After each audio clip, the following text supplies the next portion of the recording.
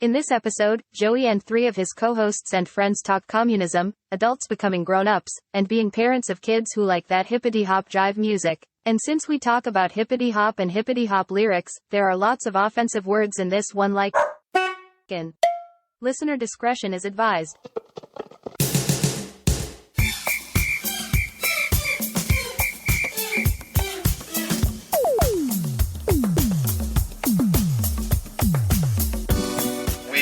Up, little, and big a lot.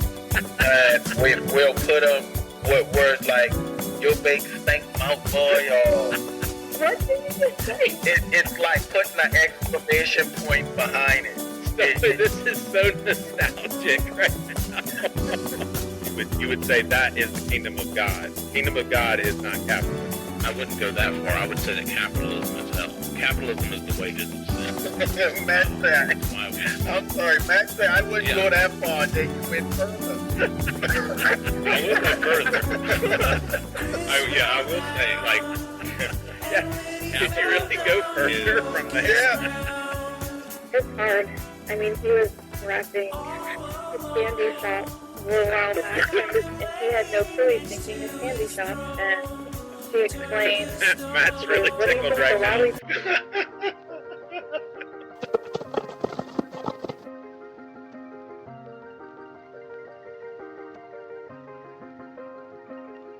I demanded, pleaded, called God on promises and was like, you have to show up or I am done.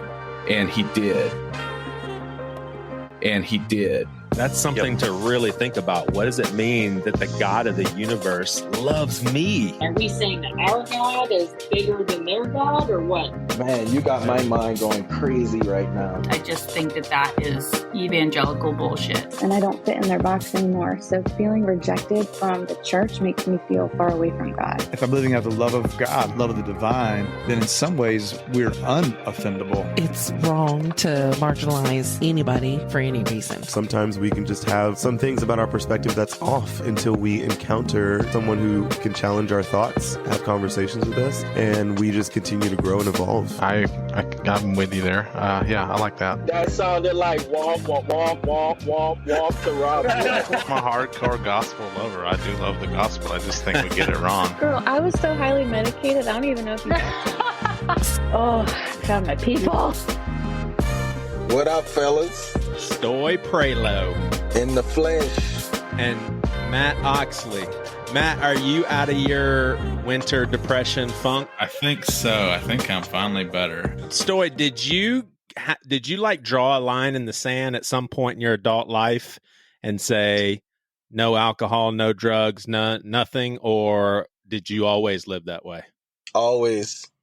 So you didn't go through a drinking phase, when the homies were partying, you just always abstained, even in high school? Even in high school, even in the military, even in my hooker days when I was out in the streets, Were you for the streets? Nah, man. I mean, when I was running the streets, I'm a clean cut guy. But I was a bad dude when it came to running the streets, but not long. Not like that. And was it moral conviction, or did you already have the maturity at such a young age to be like, my life's not going to be better with all this stuff? I might as well just... And what is your motivation? This is super interesting. I've never really dug into this. I just know that you have said more than once that you don't have any of those chemicals in your system. So give our listenership a little snapshot of that, because I don't think that's too common amongst people our age. Well, I would love to say, hey, Joey, I was so in tune that I didn't want to, I abstained from drinking and all of that all my life. But honestly, it was based upon appearance and my ego, because I was around a lot of people that drink, in my family and my friends. And when I saw how they looked, when they were intoxicated, I couldn't have that look on myself. I think it was based upon, because I remember me saying nah, I don't want to look like that. But also staying in control of all my faculties that's something that's always been a baseline of me. staying real and being able to say things to people and not have to go back and say, oh, I said that because of this.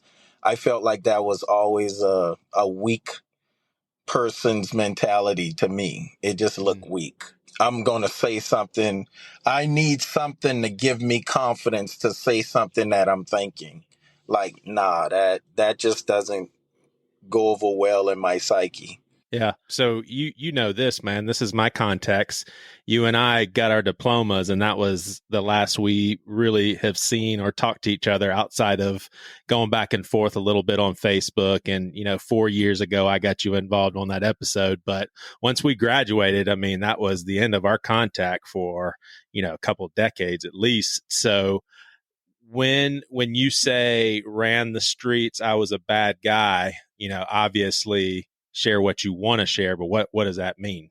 Well, I'm just talking about, I've always been the friend that would be with the girls. Like, women was my vice. And I mean, I had 2 kids before I even got out of high school. So that's what I meant by when I would run the streets. I just had multiple female companions all the time. So that's what I meant. Gotcha. Wow. Yeah, I wasn't planning on talking about any of this. Do you feel like, so, I came from a very different upbringing or just, I guess, maybe lifestyle. I would have felt extremely guilty, and I'm going to go to hell if I'm having sex outside of marriage. I mean, that's the context that, I grew up in.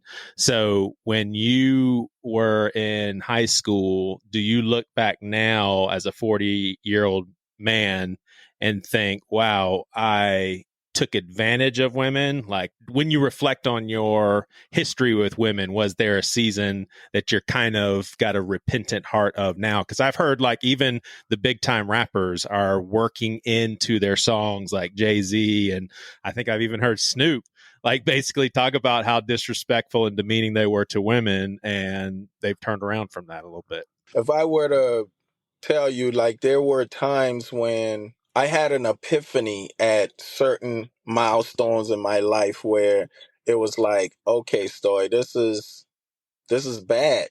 But I always, for a long time, I gave myself a pass because of my upbringing.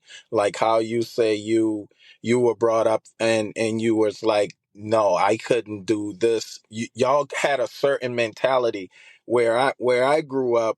There's no homes where there's a marriage. Every single house or apartment on the project was a single parent home. So understanding the dynamics of a marriage. I mean, I was married, and this is something I don't share like publicly like that, but well, this is public, right? Oh, I know. I know. Hey, it's Liz, public. by the way, good to see you. Hey, Liz. Hey, sorry, I muted myself. That's all right. Hey. Wow, you sound country. My gosh, didn't she sound country to you, Matt? Hey, sorry, I muted myself. Hey, I'm tired, y'all. I'm tired. Good Lord. You do sound country today. Even right, that tired sounded country. I'm tired. Oh shit. Liz, I need to record my neighbor's kid. That is the countryest sounding little kid. I want you guys to hear it. I need to go record. Cool. it. Well, I don't know about you, Matt, but I'm actually interested in Stoy's deeper. My bad. I'm just kidding. I know we were getting good, and then we started talking about my dumbass accent. Stoy, keep going, man. Yeah, like I would always give myself a pass. Like, okay, I just don't understand this, so I'm okay. Or I'm just a man. That's what men do.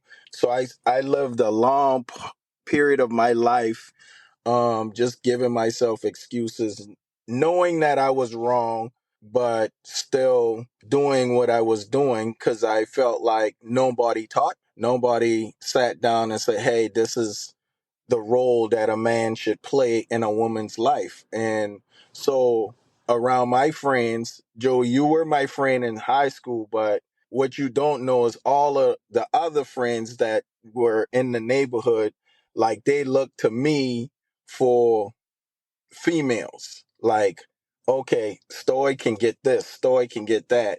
And it always revolved around females. I had a very unhealthy mentality about it because my first girlfriend, this is not an excuse or anything like that, but my first girlfriend, I was all about her, you know, and she broke up with me for a high school boy with a car, and that tore me to pieces. You know what I mean? Like, I was broken up and just crying, and my cousin who I looked up to, he saw me crying and he was like, "Man, what's going on? Why are you crying?" Is this your first heartbreak? Yeah, it was my first heartbreak and my only heartbreak. I'm about to tell you why, but so he was like, "Who are you crying over, a girl?" And I was like, "Yeah, she broke up with me for this dude he's got a car and he's in high school and da da da da da." And he was like, "Man, that's why you never have one girlfriend. Like, you never have one girlfriend. That's why you crying right now." And he's mentoring you, like he's being legit. Exactly. So Yeah. that was my guidance. And that was somebody that I looked up to.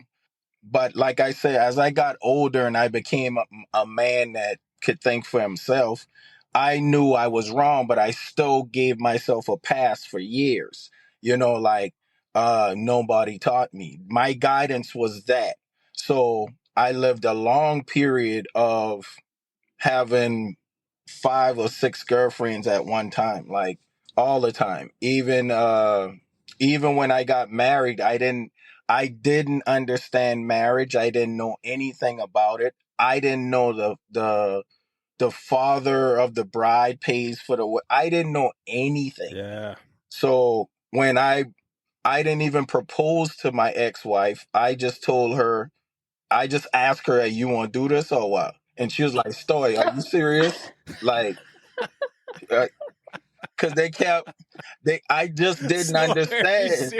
serious? I didn't She said, "Stoy, understand. are you serious?" She was like, "Come on, Story." And I was like, "Well, y'all keep asking me," because me and her we were living together. And her mom would always say, "Hey, you don't shack up. You don't shack up."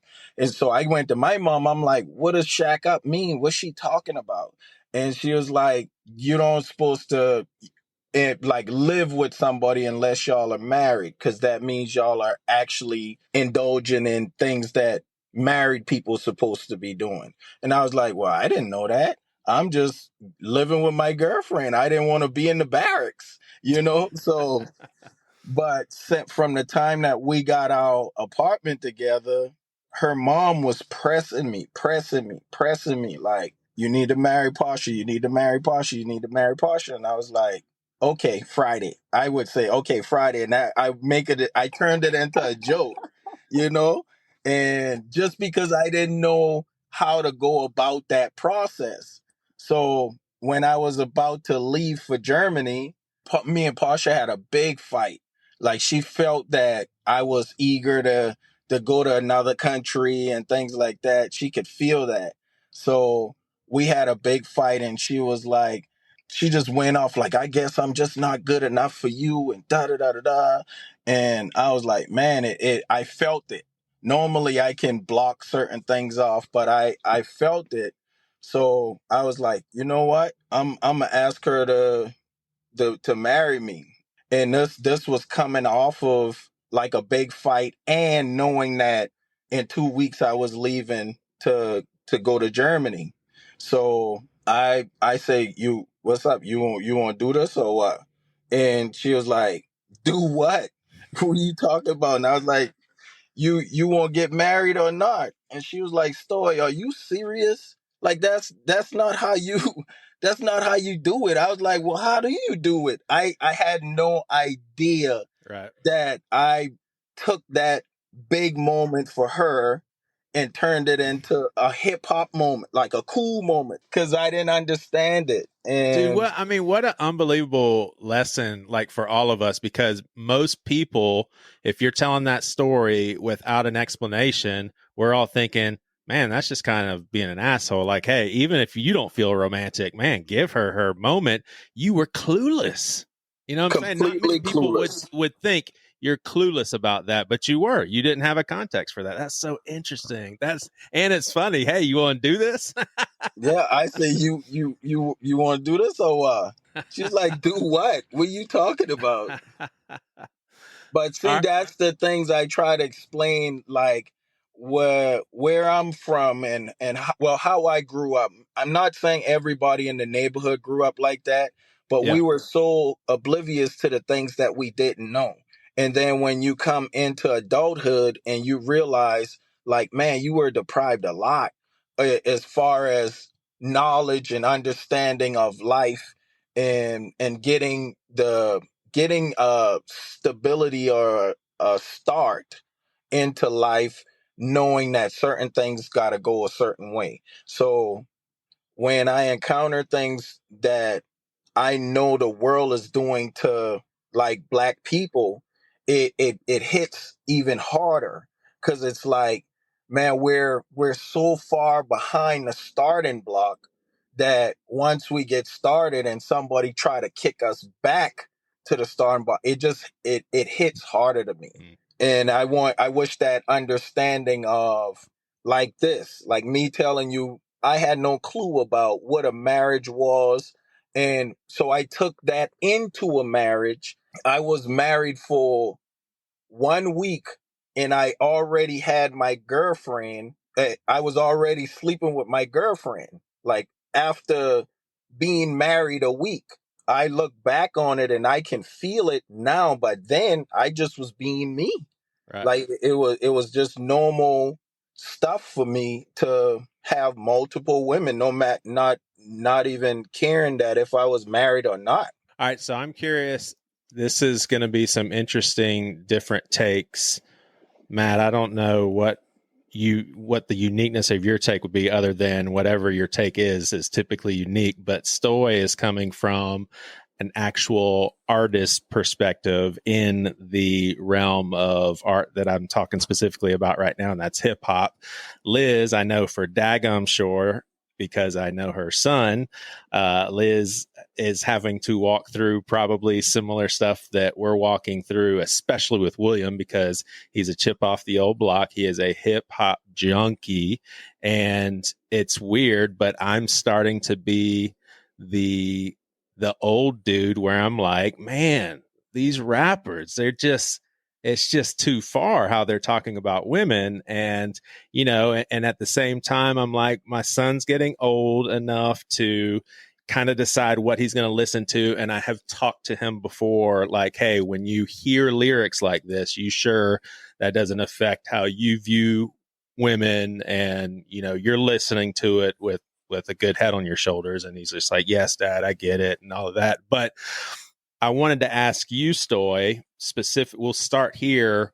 Why don't you go there in your lyrics? I've heard enough of your music now to where that's not a significant element, if an element at all, at least the stuff I've heard when it comes to sexualizing women. Well, I mean, I've always, like, I just told you my story about who I was and not understanding certain things about life itself. But once I became where I knew people would listen to my music, I always cared about. There was a time I didn't even cuss. Like, I never would even cuss in my lyrics. For some reason, that took on a different type of identity for me. As far as, I don't want to lead anybody astray, or I don't want to lead anybody in the wrong direction. No matter what my life would be doing, if somebody were to play something that I took time and sat down and wrote, I felt like I had a responsibility to that person. So as far as the music go today, I know exactly what you're saying, and I do feel like that is an agenda that's being pushed. And you can look at what's popular and what's not, and what gets big companies to push behind it, and what they don't push behind or back. And you can tell if you pay attention that there's an agenda to bring down a certain demographic. And I think if we have just conversations like this, I can bring awareness, even though I think people already kind of can see it if you pay attention. But that's why I think the music that you hear more so than music like mine, like I feel like I have to go in the underground just because of my message. Gosh. And it's just a very positive message. Yeah. Yeah, and I think there is a big distinction between someone like Kendrick Lamar, who on the surface, my parents' generation would hear Kendrick and be like, "Oh my gosh, he is just so vulgar." I can listen to it and be like, "Okay, that dude is actually telling a story." But this very new school stuff, good gosh, please kind of grow up, because this is just insane. Liz, do you have you're someone who is very much so open-minded and not wanting to raise your kids up in similar fundamental stuff that I don't know if you would consider yourself raised in that, but you're well aware of it. Like, how are you walking this through with George the hip hopster? It's hard. I mean, he was rapping Candy Shop a little while back, and Alex was like, "Buddy, don't sing that outside of the house or the car." And he was like, "Why?" And he had no clue. He's thinking a candy shop. And she explains, Matt's she really goes, "What do you tickled think right the now. She goes, "What do you think the lollipop is, George?" And he, like, his face is just like, oh. Oh, it's horrible. But I love that song, and I love those beats, and I don't know, I wish that there was a way to have them still be just as good of a song and actually tell a story that's probably much more encouraging and uplifting and positive. But like Stoy was saying, that's not the agenda that they push. And I mean, Kendrick Lamar's like present day, like Candy Shop. I think I was in middle school or high school when that came out. I don't even remember. That's old school stuff. So, and I mean, he raps Eminem, and we know that he's not always necessarily nice about Kim, his ex-wife. We just tell him, like, you can rap those songs in the house and in the car, but then when it gets to, and that's when it's a bad word, but when it gets to like inappropriate words, like I don't know, am I allowed to say certain words on here? Like if it's like pussy or something like that, I'm like, he doesn't have a clue what that is at first. And I'm like, George, that's another word for like vagina, and I don't like that word. How old is he? He's 12. Oh. So I'm like, we can't say certain words, and I'm just using that word as an example. But if that's what I call inappropriate. Whereas like if he hears the F word, that doesn't bother me as much as if he hears words like the P word or whatever. But I have to stop him and make sure he's aware of like I'm like, some of these songs that you're singing, like you're just singing because you like memorizing the rap and you're excited. But some of the things that they're saying aren't appropriate, and for sure they're not appropriate for you to be saying. So we just try to like stop him and kind of educate him on certain things that he's singing. But most of the time, the songs that he's singing, I think he just really likes the beat. I don't know. It's a really hard thing to kind of navigate. I mean, like you said, I'm open-minded. Curse words don't bother me as much as the inappropriate words. That's just how I am. But I also have like the mouth of a sailor. So I mean, it's not anything that they haven't really heard before. Right. So it's not like they haven't heard it before, but I don't talk like that. Like I don't like say the P word or the C word. I don't throw those words out. I just don't like them.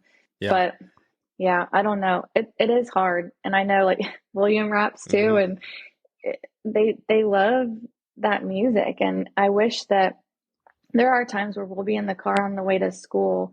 I'll say, can you find the clean version of that? I have no problem saying that to them or asking them that. And they're like, sure. And they'll try and find it on Spotify, but there's not always a clean version. And I'll be like, look for the radio version of that song because that one will be clean. And there's some days where it actually like does bother me more, because George even said, this was within the last couple of weeks, he was like, well, Mom didn't mind that song the other day. And Alex was like, yeah, but everybody has a different emotion from day to day. And right now she might not be in that space where she feels comfortable with you listening to it. And that's exactly how it was. I just didn't feel right with him listening to whatever song he was listening to. And I was like, can we not? And it confused him because I just wasn't in a space to hear that type of music coming from my kid or my kid listening to it. But there was another day where I was fine with it. Yeah. I mean, he didn't get in trouble, but I was just like, ugh, can we turn, to another song on Spotify, please? Y'all get a kick out of this. I want to hear Matt and Stoy's take on this too, but I had Derek Minor on here, and y'all, I sounded, now looking back, I didn't know it at the time, but I sounded so white. I was like, Derek, so I'm thinking about hip hop and hip hop culture, and with the Me Too movement, I'm just puzzled by how the hip hop culture is just getting away with all the womanizing and sexualizing, and with the Me Too movement and the cancellation and all this stuff. And he pauses. He's like, bro, and he's really trying to be nice because we're like pals. He said, I'll be honest with you. Thought number one was, man, you guys live in such a different world. I would be honest, bro, like, hip hop culture don't give a damn about no Me Too movement, bro. Like, bro, the Me Too movement is not, like, it's not gonna shut down the listeners of the people that enjoy it.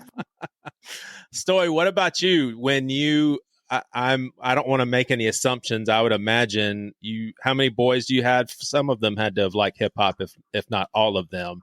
Was this even something in your head that you had to process? Like, ooh, I'm not sure I like this lyrical content. Or the funny thing is, like, with my boys, they kind of, each generation, it seemed like it got more and more acceptable. Like it's like I had my first kid in high school. My youngest son is 16 now. So my oldest son is 30 something and my youngest son is half that age. So the generational gap that's between them and the dynamics of music, like you can play what was popular to my oldest son at the time, his hit song, and then you play my youngest son what he think is a hit song, and it's drastically different. So a lot of the music now, I feel like the mumble rap, they say a lot of things that is just flat out inappropriate. What's it called? Mumble, like, yeah, I know what kind of rap you're talking about. I just didn't know that was what it's called. Mumbo. Yeah, they kind of hide words in certain things and messages inside certain things, and once you decipher it, like it's like, wait a minute, did he just call his mama a bitch? Like, what? Like, once you catch on to some of the words, it's like, man. But if you go to my oldest son generation, words were clear, like in up front. So you like, oh no. Like the music seems to be hiding darker things in it now. Like and it's more the kids nowadays, they don't know what they're singing. Yeah. Half of them don't know what they're singing. And I feel like we were the same way, but the music it was delivered differently. Because I remember all my childhood saying, let me lick you up, let me lick you down. And I didn't know he talking about sex and eating a woman out and all of that stuff. Like, I didn't know that, and I'm saying that in school. You know what I mean? So it's when they hide the messages, and nowadays they'll say those same words, but you won't even understand that that's the word that he say, because they're high on something, or it's just crazy, man. But to answer your question, I feel like my younger son has gotten more leniency from me throughout the years because I've raised 4 older boys before him. You know what I mean? So it's just getting to the point where it's like, okay, what's more important here? Because I used to always push, y'all not gonna listen to this or that, and you're gonna be a certain kind of person. You're gonna look. I overcompensated for what I didn't have. You know what I mean? Mm-hmm. And now that my younger son, he's coming up where he's benefiting from the fact that his mama and daddy is doing really good, and my older sons, they didn't have that so much. So it's a different dynamics when you break it down to the music. It's like that in life itself. Like you seem to get better, or you seem to get least concerned about certain things. Yeah. Matt, were you surprised when you asked Liz how old and she said 12? It looked like you were surprised.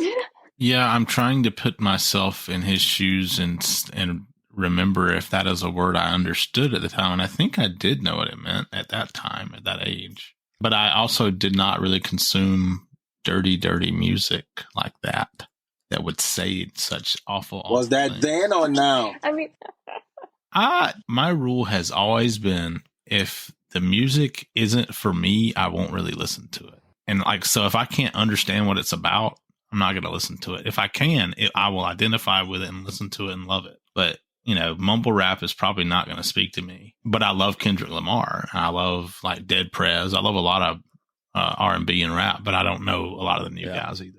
You're like the only hip hop head I know, Joey. You could probably tell me a lot of good stuff to listen to, though. Yeah, I can tell you too. Reggae rock. George can tell you. George will tell you what to listen to. I can't find you. You got to send me a link to your stuff, Stoy. I want to. You can't find me. I'm everywhere. You must be spelling my name wrong. I think I'm spelling That's it wrong. it. That's what I'm doing. I know I am. How do you spell Stoy wrong? No, it's my rap name is Reggae Rock. Liz, you may have heard this story because the times when all of us and all of our friends are hanging out in the kitchen with Priscilla and Alex or whoever, this story had to have come up. But Stoy, you would especially appreciate it because I can give you context like Yorktown Drive, Clyde, and Clark Green.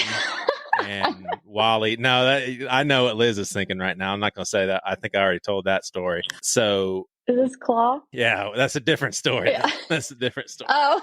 So Clyde, he had a stick and he was picking up something from the ground, and it was basically a condom. Now I'm assuming he was definitely bragging about, hey, look, that's mine. And, he was probably being honest, but whether or not, that's basically what he was insinuating is, hey, I hooked up with someone last night, and I remember looking at it and being like, I do not know what the hell that is. I'm clueless.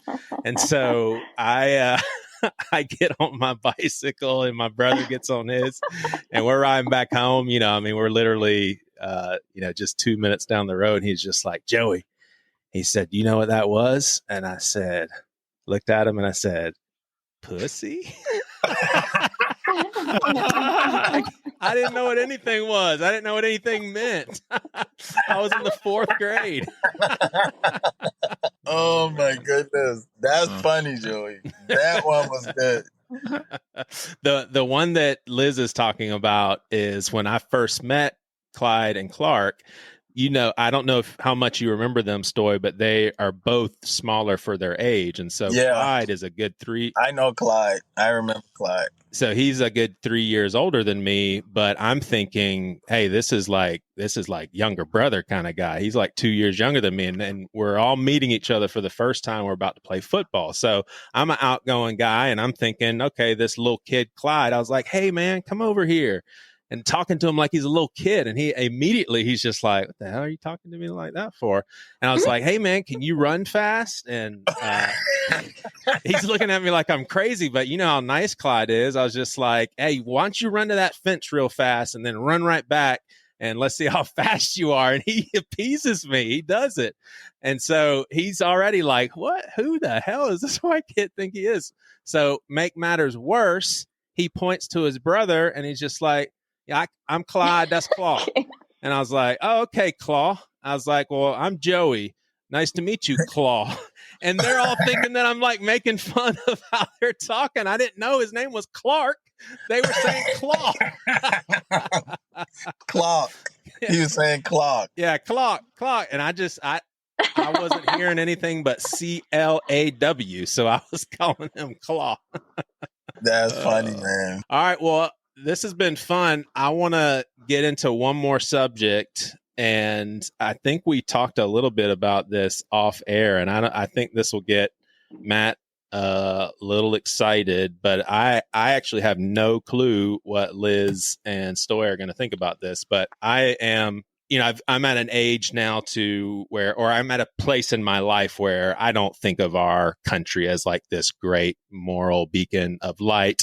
I don't think it's probably accurate to say that we're one nation under God, a Christian country, not if the Christian principles are, basically Jesus and all of that. So I would consider myself, I love America because I love Americans, the diversity. So I'm also not like I hate America sort of thing, but I have always been, or for most of my life, Republican, capitalism, and anything that reeked of communism and liberalism and all that stuff. I mean, I was that guy.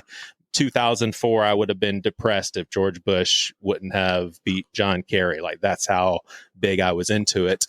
And I think for the first time in my life, probably in the last 4 months, and I'll explain how I arrived here, but I thought for the first time, maybe there should be a limit to how much money someone can have. Like, my mentality, anytime anyone even suggested such a thing, I was like, it makes sense, but I don't ever want to coerce someone to be less stingy with their resources. Like, and then where do you stop? It's just, how do you go about doing that? But I thought we have restrictions and laws against how people consume alcohol. We have all sorts of restrictions on different things that affect people. And, there's got to be some sort of order and some sort of protecting people of themselves. And then from a Christian perspective, someone who has faith, I really take serious that money is the root of all sorts of evil. Like, I mean, you can trace the human trafficking back to money. You can trace everything back to money. You really can. So for the first time in entertaining, should we come up with just a limit? I mean, Matt and you guys are probably more educated on the extent of people's wealth nowadays. I mean, we're talking, some people have like hundreds of billions, or am I overshooting here? Yeah, I think Musk is at like 140 some odd billion, but I don't. Billion. Yeah, so billion. Let's just propose this. What if we just said, once you become a 5 billionaire, we're going to figure out a game plan for you to maybe have some autonomy with what you do with your money, but a lot of it has to be parting from it. I mean, I'd go a lot further than that. Yeah, you would say Christians need to repent from capitalism, right? Yes. Yes, absolutely. I believe that to be a patriotic Christian is an oxymoron. To call this a Christian country, those two things are impossible. I agree. That you cannot be that. That needs to be repented of. Like, if I could build a perfect society, it would largely just be collectives of people with like interests doing things for their own goals. So if you work at a bread factory, I think that you should take the ownership of that bread factory amongst yourselves and decide amongst yourselves how to best sell bread and make bread, rather than having management structure and a boss, a capitalist taking the fruit of your labor away you should be enjoying all of that. And that's the way to achieve that, is through collective ownership of things, and especially commerce. And would you say that Jesus set out for, at the very least, the kingdom of God to be what we would typically term communism, right? You would say that is the kingdom of God. Kingdom of God is not capitalism. I wouldn't go that far. I would say that capitalism is hell. That capitalism is the wages of sin. Matt said, it's why we. I'm sorry, Matt said I wouldn't go that far, and then you went further. I will go further. I will say, like, yeah. Capitalism. Could you really go further from there? Yeah. Well, it is. I mean, that's what it's created for so many people. And those of us who live on, we don't even realize that we're on the upper crust of society right now. And below us, living in the shit and mud are real people. And it's because of this system that we have. This system has created this incredible disparity. And we're comfortable because we don't really see it. We're very blind to it. There are moral ways to move goods and to create things that don't require you to exploit nature completely and people completely.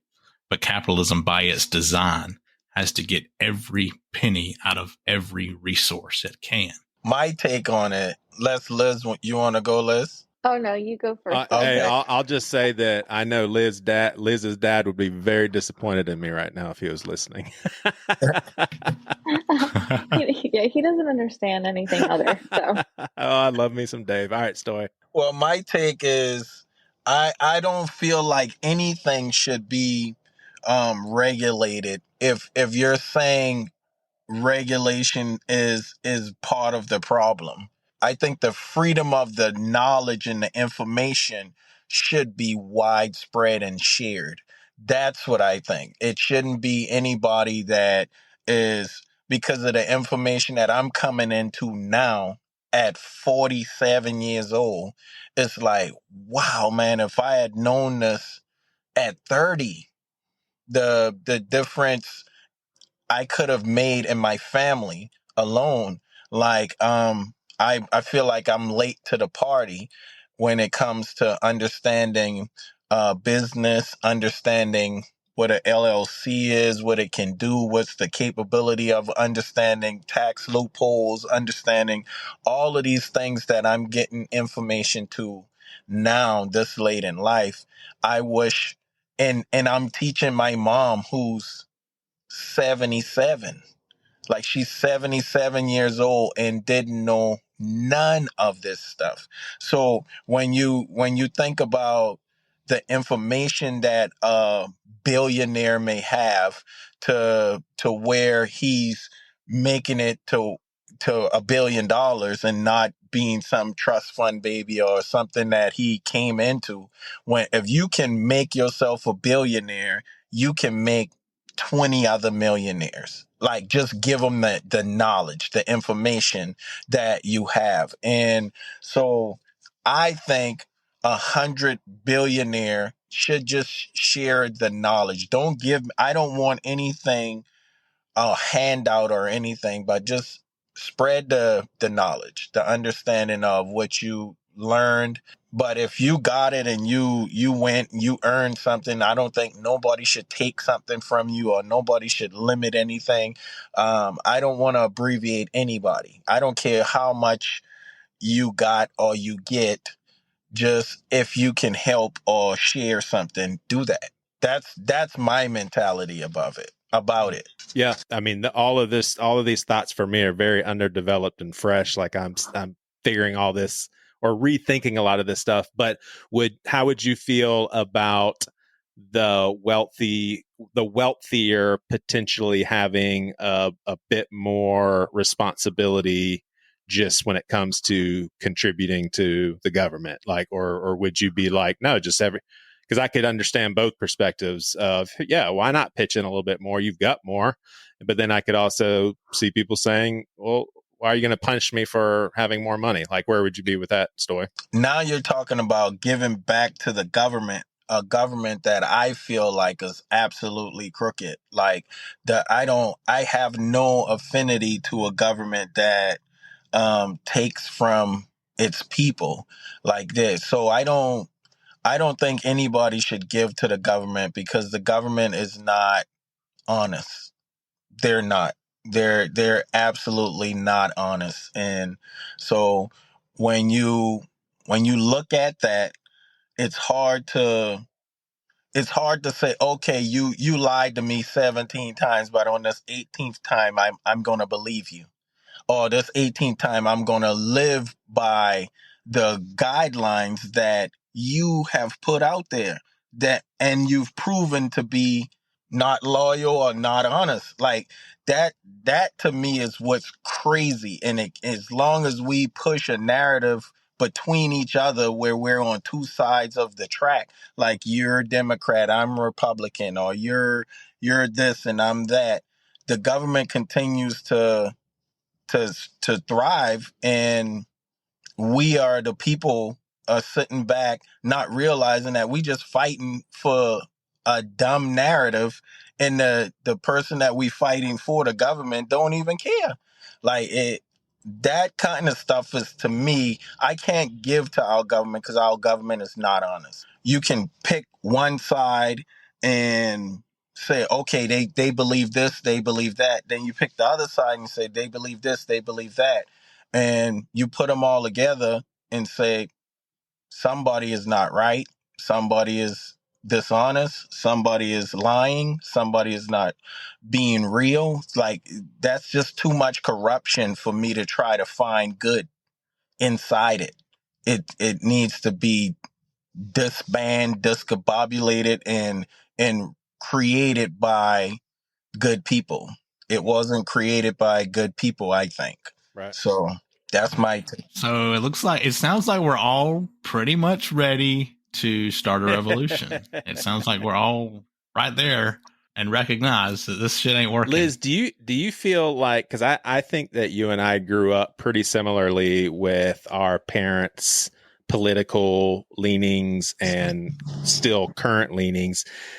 I kind of feel like I am not in a braggy way, but I have some perspective that at least makes me feel a little bit more balanced when it comes to how polarizing people can be, because I know my parents. I know they have great intentions. I know they're right and wrong about stuff, just like I'm right and wrong about stuff, but they're good-hearted people. I mean, you know, my parents, they're great people. And then they would have some views that the four of us would all be like, what? Come on, really? Like, can we talk about that a little bit more? But I also, I feel like it's an important ingredient to, since I'm from there and I know my family's hearts, I don't know. It just makes me feel like I can see people in less categories. Do you relate to that? I don't know if I can see them necessarily in less categories, but I have a little bit more understanding of somebody being able to be thinking one way and have it be so far from what I think and how I feel, and still really know that they have a good heart and they're kind-hearted people and they actually do have really good intentions for everything, but it's so bass-backwards at the same time. I'm like, some of the stuff that will come out of their mouths, I'm like, I mean, first of all, they're very privileged. I mean, being in the military, you get free insurance. So my mom and dad have no clue. They're so kind. They'll give the shirt off their back, but they have no clue what it's like. And they'll make a comment about something about, oh, we're going to turn into a communist country because we want to all have the same insurance. I'm like, why shouldn't everybody have the same insurance that you had or have? And then I get well, you know, he's fighting for our country. And I'm like, well, other people are fighting for other things too. It's just not necessarily like going to war or working for the government, but they're just as important people and they're fighting for other things. You know, what about the people that are working for human trafficking? That's not got anything to do with a rank in the government.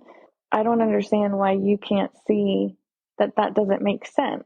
And I mean, Alex and I just have to try to avoid those conversations with them as best as possible. But at the same time, I know growing up, I always just thought the same thing that they thought. And until I was able to meet people and have them explain their perspectives and then see how other people really lived and how they came to get, whatever opinion that they had on something, I wasn't able to. So it sounds like it's a little rawer to you in this current season of life. It sounds like there's some tension there. Well, there's tension, but it's not necessarily this season of life. It's just, I mean, I would say within the last 10 years for sure. I have to avoid those conversations, like I said, but at the same time, I'm like, if I'm not going to explain something to them, then shame on me. I can't expect them to think or know any differently if I don't say something. So I avoid it. And then I'm like, Liz, that's not going to help anything and that's not going to change anything. So I try to have conversations with them. But then my mom will make a comment like, well, I know you're going to get upset about this, so don't get mad. And then she'll say something just off the wall. And I'm like, did you see that on Fox News? Liz, I got a question for you. Go ahead. I sorry for cutting you off. Go ahead. Oh, no. I mean, you know where I'm going. I'm like, you're literally getting one side of a story. And also that's definitely not the part that I heard. But okay, Mom. I love, though, that she says, you're not going to like this. And so don't get mad at me. With the premise. Well, she says illegal aliens. I'm like, Mom, they're not illegal aliens. They are humans. Don't fucking call them aliens. Yeah, well, my question was, in your approach when you with her, I'm just listening to how she's setting up the conversation. That's saying there's some kind of feeling inside of her that feels like, okay, this may be wrong, or and it's like she's putting the maybe wrong, putting the maybe wrong side on you, and then saying, okay, don't be mad at me for this, but I'm going to say it anyway. So, and it's like somebody going along with their habit as opposed to, so I would approach that with an understanding that they don't know anything other than that. So in their mind, it's like a truth. So when you're trying to, do you approach it where you're trying to convince her that her truth is not true, or do you approach it where you're understanding that to her is true? Like it's a softer landing for the person when your energy is in a space of, I understand why you're like that. Oh, I understand why you feel that way. I understand why you're saying that. If that's in your psyche, in the front of your psyche before you speak, or is that bobble up in there maybe at 4 or 5? Because the first thing that somebody receives when you're trying to educate them is you can't give them something to make them put up a defense, because now you're trying to break down a wall first that they've built to fortify whatever that spaces they're trying to protect. And by her saying, don't get mad, da da da da da, that to me tells me she was trying to protect that space. I feel like that was an opportunity. I look at those times as opportunities of, okay, this person must feel something morally about what they're about to say. You can't know I'ma feel different about it. Part of you is feeling that too.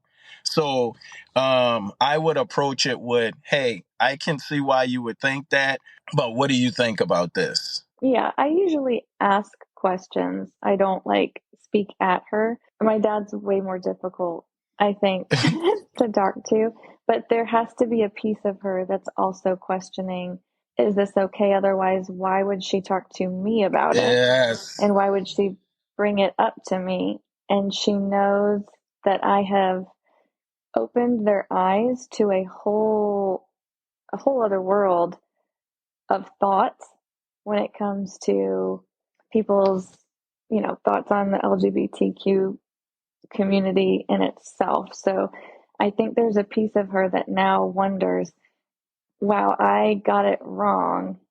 And through conversations with them have opened their eyes to a lot of stuff.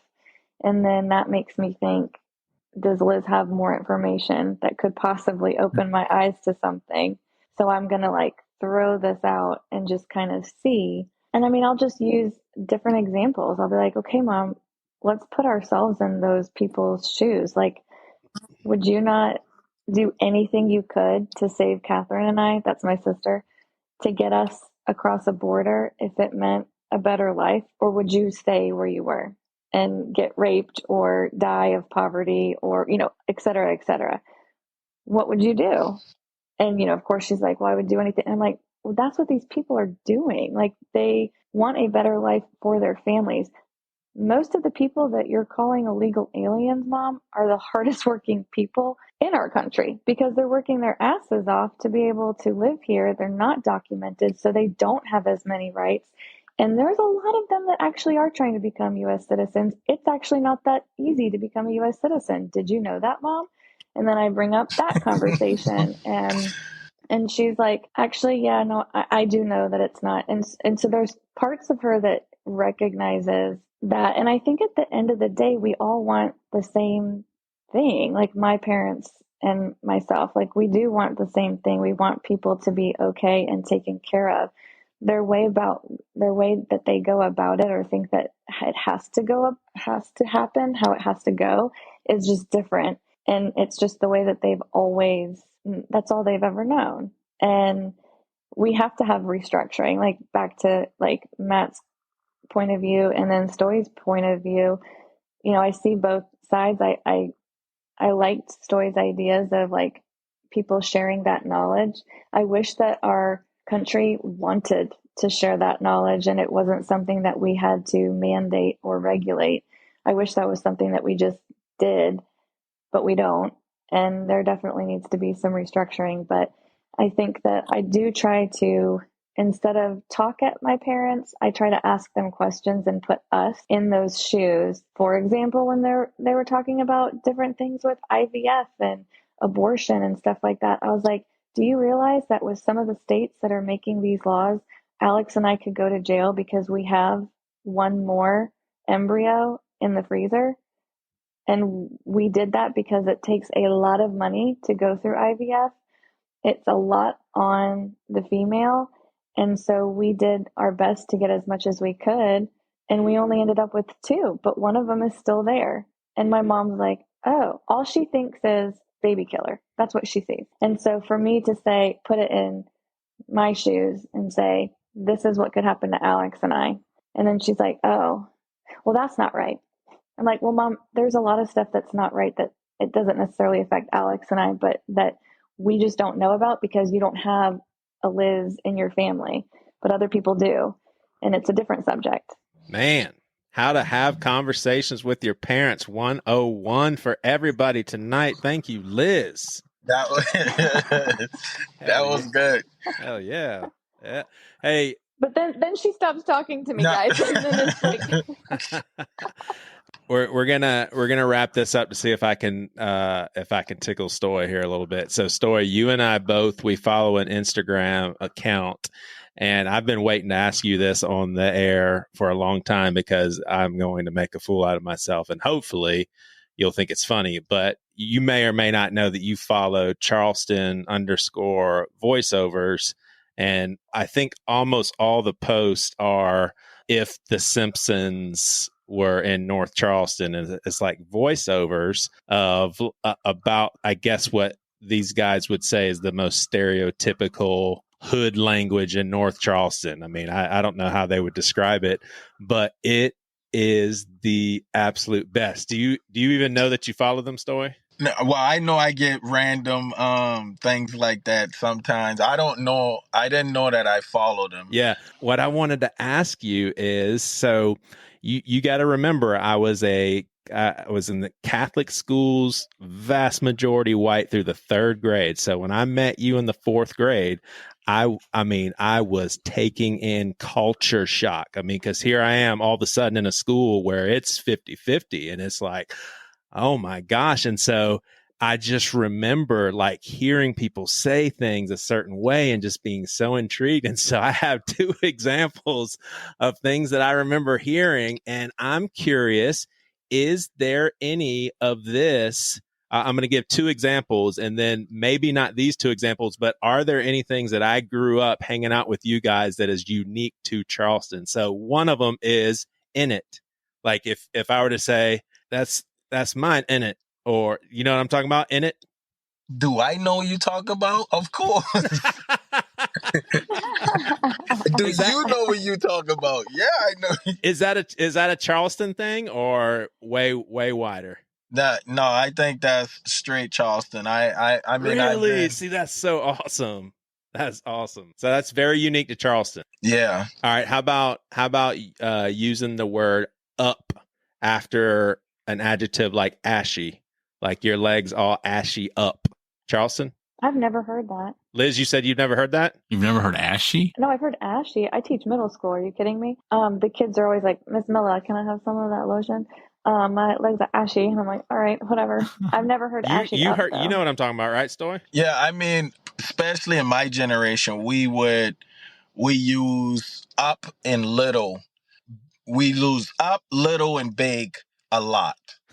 And we'll put them with words like your big stink mouth boy, or your What did you just say? like we just it's like putting an exclamation point behind it. Stoy, this is so nostalgic right now. Yeah. You're taking me back to middle school. This is just great. I said you're big. You have basically call you got bad breath. I see your big stink mouth boy. Like Charleston got, I think we have our own dialect. Even people that's from Charleston, sometimes if you don't know that Geechee dialect, you'll be like, hold on, what did he say? Mm-hmm. And that comes from hearing parts of words. Like I said, the knowledge and the information, it just didn't get all the way to my community. So where you hear certain words and something, we heard it. You know, I playing that word game and you say it one time, and by the time it get to the end of the classroom, it's something different. Telephone. Yeah. So, what's it called? Telephone. I thought it was called charades. No, that's when you act out something without talking. You see what I'm talking about? Y'all, and I feel like I'm a very highly intelligent dude. You know, I got a college degree, but still there are things in my childhood I can say the information just didn't get to my community.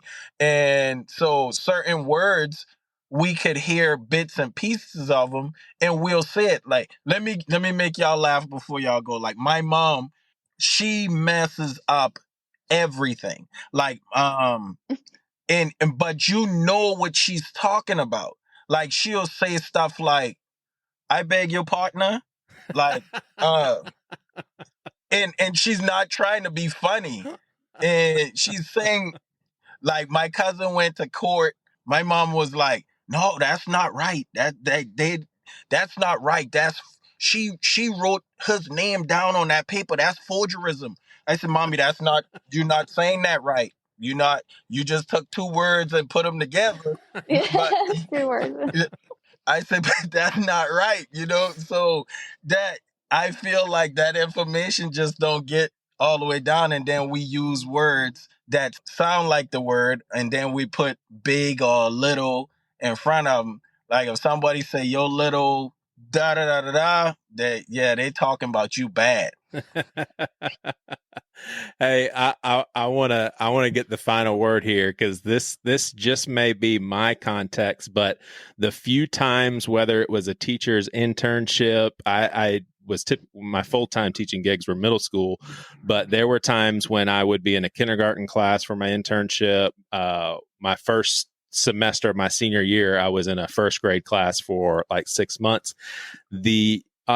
and my experiences, you got all these, I'm really, really stereotyping here. So you got all these little white boys that are super nervous and like uneasy and kind of quiet and bashful first day of school.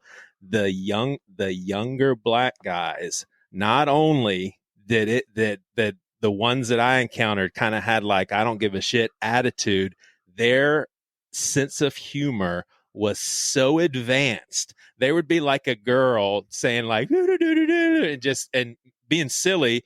And a little black boy would say something that was so advanced in humor that I would hear, and I would want to lose it, because I'm like, oh my gosh, he just roasted her under his breath, and I heard it.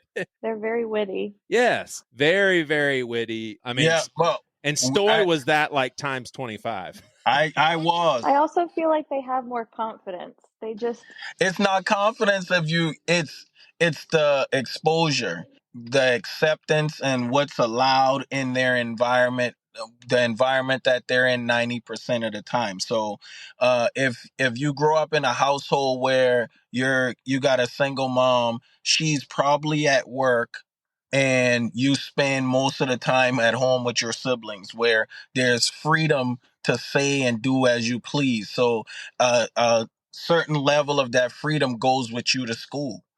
So it comes across like confidence, but we're all, if at 12, you still a nervous little kid. You just handle that nerve different because you're allowed to step out. And then when everybody be like, ooh, you heard what he said? Like, that can take you into a realm where you're like, yeah, I said that.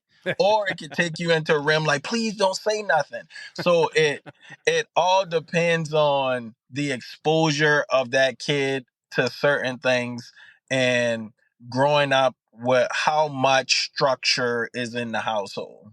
He's so nervous. He's so nervous. I was so nervous. I just, my mind just was really quick. So I just would respond to things. I much rather people laugh at somebody else than be laughing at me. So that was always on my mind. Just so you know, I was afraid of people actually looking at me, so I would talk about things around me. Stoy, you had fun tonight, ain't it? I sure did, ain't it?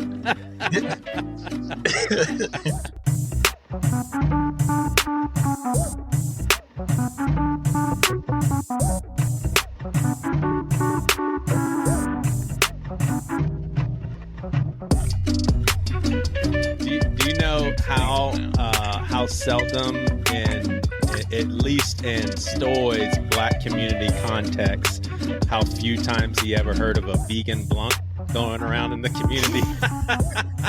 I can tell you 0.